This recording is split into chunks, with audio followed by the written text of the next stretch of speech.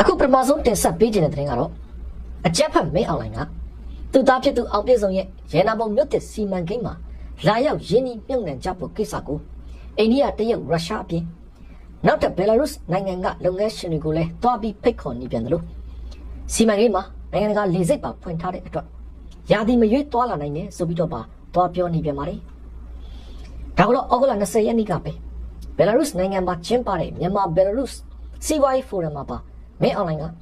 အိန္ဒိယတရုတ်ရုရှားဘက်မှာပြောခဲ့တယ်လို့သူသားလုပ်နေတဲ့ရန်နာပုံမြို့တစ်စီမံကိန်းမှာလာရောက်ရင်းနှီးမြှုပ်နှံကြဖို့ပြောဆိုခဲ့ပြန်တာပါအဲ့ဒီမှာမင်းအွန်လိုင်းပြောတာကမြန်မာနိုင်ငံရဲ့စီးပွားရေးနဲ့ရင်းနှီးမြှုပ်နှံမှုဝန်းကျင်ပိုကောင်းလာအောင်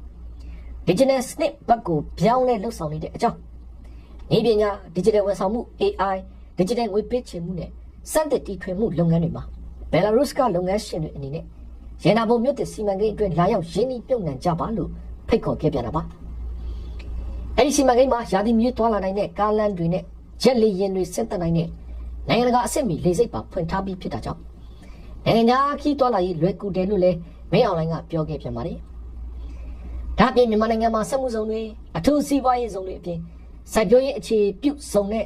စက်မှုစီမံကိန်းတွေမှာလည်းလာရောက်ရင်းနှီးမြှုပ်နှံနိုင်တယ်လို့ဆိုခဲ့ပါသေးတယ်ဒါပြင်ဘယ်လာရုစ်လုပ်ငန်းရှင်တွေအတွက်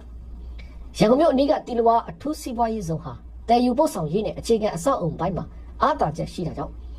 ပို့ကုန်နဲ့ကုန်ထုတ်လုပ်ငန်းတွေအတွက်တင့်တော်တယ်ဆိုပြီးတော့လည်းမင်းအွန်လိုင်းကပြောပြန်ပါတယ်တစ်ဖက်မှာလည်းရုရှားနဲ့မြန်မာပူးပေါင်းလှုပ်ဆောင်နေတဲ့တဝဲအထူးစီးပွားရေးဇုံမှာဘယ်လာရုစ်နိုင်ငံရဲ့တာယာအကြီးစားစက်ပစ္စည်းနဲ့အကြီးစားကုန်တင်ယာဉ်ထုတ်လုပ်ရေးလုပ်ငန်းတွေလာရောက်လုပ်ကိုင်ဖို့ဖိတ်ခေါ်ခဲ့ပါသေးတယ်။ဒီနိုင်တိုင်းမှာတော့တထုတူဖို့တန့်စင်ရေးလုပ်ငန်းတွေအပြင်ဟိုတယ်နဲ့ခီးသွွားလုပ်ငန်းတွေမှာလည်းရင်းနှီးမြှုပ်နှံမှုဖိတ်ခေါ်ခဲ့ပါသေးတယ်။အဲလိုမင်းအွန်လိုင်းဘက်ကသူသားလုပ်နေတဲ့ရဲနာပုံမြို့တစ်စီမံကိန်းမှာနိုင်ငံရင်းနှီးမြှုပ်နှံမှုတွေလာရောက်ကြဖို့သူသွားလေရာပြပကြီးစင်နိုင်ငံတွေမှာလုပ်ငန်းရှင်တွေကိုဟိုခွင့်ရရှိတယ်ဒီခွင့်ရရှိတယ်ဆိုပြီးပုံစံမျိုးစုံနဲ့ဖိတ်ခေါ်နေပြီမဲ့တကယ်တမ်းမှာတော့လာရောက်ရင်းနှီးမြှုပ်နှံမဲ့သူမရှိသေးပဲလက်ရှိမြန်မာနိုင်ငံမှာနိုင်ငံရေးမတည်ငြိမ်မှုလုံခြုံရေးအခြေအနေစီးပွားရေးအကျပ်တဲနဲ့နိုင်ငံတကာပိတ်ဆို့ရေးယူမှုတွေဆက်ရှိနေတဲ့အတွက်ရန်နာပုံမြို့တစ်စီမံကိန်းအပါအဝင်အကြီးစားရင်းနှီးမြှုပ်နှံမှုစီမံကိန်းတွေမှာပြည်တွင်းနဲ့နိုင်ငံခြားရင်းနှီးမြှုပ်နှံမှုဝင်ရောက်လာမှုကအလွန်နည်းပါးနေစေဖြစ်တယ်လို့စီးပွားရေးလုပ်ငန်းရှင်တွေကသုံးသပ်ထားပါတယ်ခင်ဗျာတစ်ဖက်မှာတော့အကြက်ဖက်မင်းအွန်လိုင်းလိုအပ်တာမှန်သမျှအကုန်ပေးနိုင်တယ်လို့ဘယ်လာရုစ်သမ္မတလူကာရှန်ကိုကပြောဆိုလာပြန်ပါတယ်ဒါကတော့ဩဂုတ်လ21ရက်နေ့ကပဲဘယ်လာရုစ်နိုင်ငံမစ်မြို့မှာမင်းအွန်လိုင်းနဲ့တွေ့ဆုံဆွေးနွေးတဲ့အချိန်လူကာရှန်ကိုကမြန်မာနိုင်ငံရဲ့လိုအပ်ချက်တွေကိုဘယ်လာရုစ်ဘက်ကအသေးစိတ်လေ့လာထားပြီးလက်ရှိနဲ့အနာဂတ်မှာလိုအပ်တဲ့အရာတွေကိုကူညီပေးဖို့လိုအပ်တဲ့နည်းပညာတွေရှိတယ်လို့ပြောဆိုခဲ့ပါတယ်မင်းအွန်လိုင်းနဲ့လူကာရှန်ကိုတို့ဟာဩဂုတ်လ20ရက်နေ့ကလည်းအလွတ်တဘောတွေ့ဆုံဆွေးနွေးခဲ့ပြီးနိုင်ငံအကြပူပေါင်းဆောင်ရွက်ရေးကဏ္ဍတွေနဲ့ဆက်ဆံရေးတိုးမြင့်မှုလှုပ်ဆောင်နေတဲ့အစီအစဉ်တွေကိုဆွေးနွေးခဲ့သေးတယ်လို့သိရပါတယ်ဒါပေမဲ့အဲ့ဒီအလွတ်တဘောဆွေးနွေးမှုဟာအများပြည်သူရှေ့ထုတ်ဖော်ပြောဆိုလို့မရတဲ့ကိစ္စရပ်တွေကို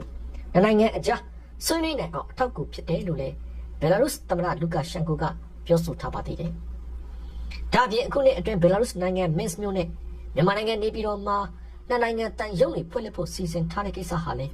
နိုင်ငံပူးပေါင်းစီမံကိန်းတွေကိုပုံမတိုးမြင့်ဆောင်ရွက်နိုင်မှုအထောက်အကူဖြစ်မယ်လို့လူကာရှန်ကိုကပြောထားပါသေးတယ်။မင်းအွန်လိုင်းဘက်ကလည်းလူကာရှန်ကိုကျေးဇူးတင်တဲ့အကြောင်းပြောဆိုပြီးအကျိုးစီးပွားကိုအခြေခံတဲ့ဒီမိုကရေစီပြုပြင်ပြောင်းလဲရေးလုပ်ငန်းတွေကိုဆက်လက်လှုပ်ဆောင်သွားမယ်ဆိုပြီးတော့ပြောဆိုခဲ့ပြန်တယ်လို့လည်းသိရပါတယ်။ဒါပြင်မြန်မာနိုင်ငံမှာလာမယ့်2028ခုနှစ်အတွင်းကြားဖြတ်ရွေးကောက်ပွဲတွေပြုလုပ်ဖို့စီစဉ်ထားပြီးအဲ့ဒီရွေးကောက်ပွဲတွေကိုလေးလာဆောင်ကြည့်ဖို့လဲဘယ်လာရုစ်နိုင်ငံကကိုယ်စားလှယ်တွေဖိတ်ကြားမယ်ဆိုပြီးမင်းအွန်လိုင်းကပြောဆိုခဲ့သေးတယ်လို့သိရပါတယ်။အဲဒီဘယ်လာရုစ်နိုင်ငံဟာအကြက်ဖက်မင်းအွန်လိုင်းသွားလို့ရတဲ့နိုင်ငံအနည်းငယ်တဲကတစ်ခုအပါအဝင်ဖြစ်ပြီးရုရှားနိုင်ငံနဲ့အလွန်နီးနီးကပ်ကပ်ဆက်ဆံရေးရှိတဲ့နိုင်ငံတစ်ခုဖြစ်ပါတယ်ခင်ဗျာ။တစ်ဖက်မှာတော့ထိုင်းမြန်မာနိုင်ငံကုန်သွယ်မှုတိုးမြင့်ဖို့ဆိုရင်လက်ရှိမြန်မာနိုင်ငံဘက်အချက်မှာသွင်းကုန်နိုင်စင်ရရှိရေးကအတိတ်ကရှုပ်ထွေးခက်ခဲနေတဲ့အပြင်နိုင်ငံငွေအသုံးပြုခွင့်စီးမြင့်တွေကိုလည်းပြင်ဆင်ဖို့လိုအပ်နေစေဖြစ်တယ်လို့ထိုင်းနိုင်ငံရဲ့နိုင်ငံတကာကုန်သွယ်ရေးကျွမ်းကျင်သူဒေါက်တာအတ်ပီဆန်ဝါနီကတုံးသက်ပြောဆိုလာပါတယ်။သူပြောဆိုသွားတဲ့အထက်မင်းအွန်လိုင်းနဲ့ထိုင်းဝန်ကြီးချုပ်အနုတင်တို့အခုလအစောပိုင်းမှာတွေ့ဆုံခဲ့ပြီးတဲ့နောက်နိုင်ငံခေါင်းဆောင်တွေအကြားဆွေးနွေးထားတဲ့အချက်တွေကိုလက်တွေ့လှုပ်ဆောင်ဖို့တော့ပြောင်းလဲမှုတွေလုပ်ဖို့လိုနေစေဖြစ်တယ်လို့ဆိုပါတယ်။လက်ရှိထိုင်းနိုင်ငံနဲ့မြန်မာနိုင်ငံတို့ဟာစီးပွားရေးအပြန်အလှန်မှီခိုနေရပြီး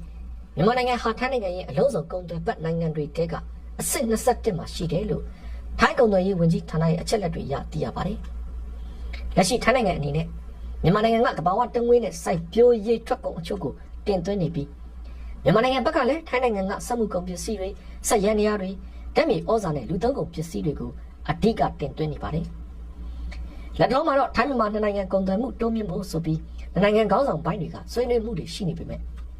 လက်ရှိမြန်မာနိုင်ငံအတွင်းမှာလုပ်ငန်းရှင်တွေဘက်ကတင်ကုန်လိုင်စင်ရရှိဖို့ကိစ္စတွေမှာတော့မဲအွန်လိုင်းတို့ရဲ့ဌာနဆိုင်ရာတွေဘက်မှာချမှတ်ထားတဲ့ကန့်သတ်ချက်တွေဟာလွယ်ကူမှုမရှိဘဲအင်မတန်ရှုပ်ထွေးခက်ခဲနေတယ်လို့ထိုင်းနိုင်ငံရဲ့နိုင်ငံကာကုန်သွယ်ရေးကျွမ်းကျင်သူဒေါက်တာအတ်ကထောက်ပြထားပါတယ်။ဒါ့အပြင်မြန်မာသွင်းကုန်လုပ်ငန်းရှင်တွေအနေနဲ့ပြည်ပကနေကုန်ပစ္စည်းဝယ်ဖို့အတွက်လိုအပ်တဲ့နိုင်ငံခြားငွေရဖို့ကိစ္စမှာလည်းမဲအွန်လိုင်းတို့စစ်ကောင်စီဘက်ကကန့်သတ်ချက်တွေလုပ်ထားတဲ့အတွက်အဲ့ဒီကိစ္စမှာလည်းအတော်ခက်ခဲရှုပ်ထွေးနေပြန်တယ်လို့သူကဆက်ပြီးပြောထားပါတယ်။အဲ့ဒီအတွက်ထိုင်းမြန်မာနှစ်နိုင်ငံကုန်သွယ်မှုတိုးမြင့်ဖို့ဆိုရင်လက်ရှိမြန်မာနိုင်ငံဘက်အချမ်းမှာသွင်းကုန်လိုင်စင်ရရှိရေးခက်ခဲရှုပ်ထွေးနေတဲ့ကိစ္စနဲ့နိုင်ငံငွေအသုံးပြုခွင့်ကန့်သတ်ထားတဲ့စီးမြင့်တွေကိုမဲအွန်လိုင်းတို့စစ်ကောင်စီဘက်ကပြင်ဆင်ဖို့လိုအပ်နေစေဖြစ်တယ်လို့ထိုင်းနိုင်ငံရဲ့နိုင်ငံတကာကုန်သွယ်ရေးကျွမ်းကျင်သူဒေါက်တာအတ်ကသုံးသပ်ပြောဆိုတော့ပါတယ်ခင်ဗျာ။တစ်ဖက်မှာတော့တရုတ်အစိုးရကဖမ်းဆီးထားတဲ့မြန်မာပြည်ပွားအမေရိကန်နိုင်ငံသားကိုမင်းစင်ဟာ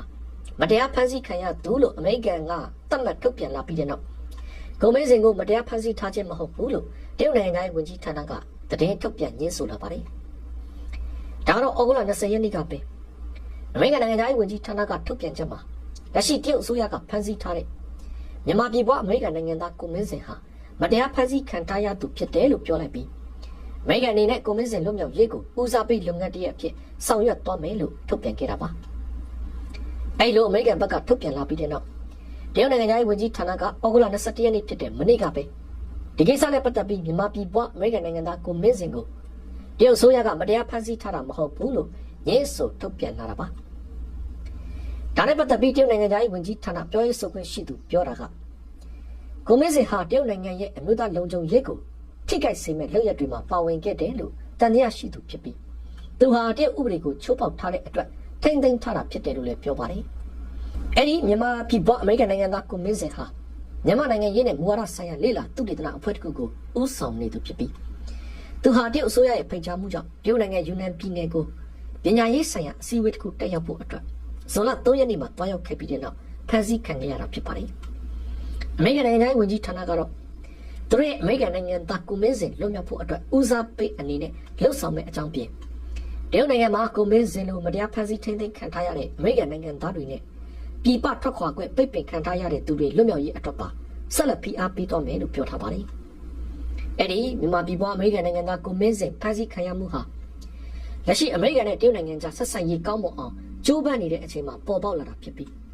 းနိုင်ငံကြားကုန်သွယ်ရေးအရှေ့လယ်ပိုင်းပဋိပက္ခနဲ့နိုင်ငံတကာရေးရာကိစ္စရပ်တွေမှာသဘောထားကွဲလွဲမှုတွေဆက်လက်ရှိနေပါတယ်ခင်ဗျာ။တစ်ဖက်မှာတော့ရခိုင်ပြည်နယ်တန်တွဲမြို့နယ်နဲ့ကွာမြို့နယ်မှာရသပြည်သူတွေနေထိုင်ရာနေရာတွေကိုစစ်တပ်ကလေယာဉ်နဲ့ပုံကျဲတိုက်ခိုက်မှုကြောင့်ပြည်သူ8ဦးဒဏ်ရာရထားပြီးနေအိမ်တွေနဲ့အဆောက်အုံတွေလည်းပျက်စီးထားပြန်တယ်လို့ဒေတာတွင်သတင်းရင်းမြစ်တွေစီကသိရပါတယ်။ကွာမြို့နယ်ကဖြစ်စဉ်ဆိုရင်ဩဂုတ်လ21ရက်နေ့ဖြစ်တဲ့မနေ့ကပဲရသတွေနေထိုင်ရာညောင်ချောင်းကြီးရွာကို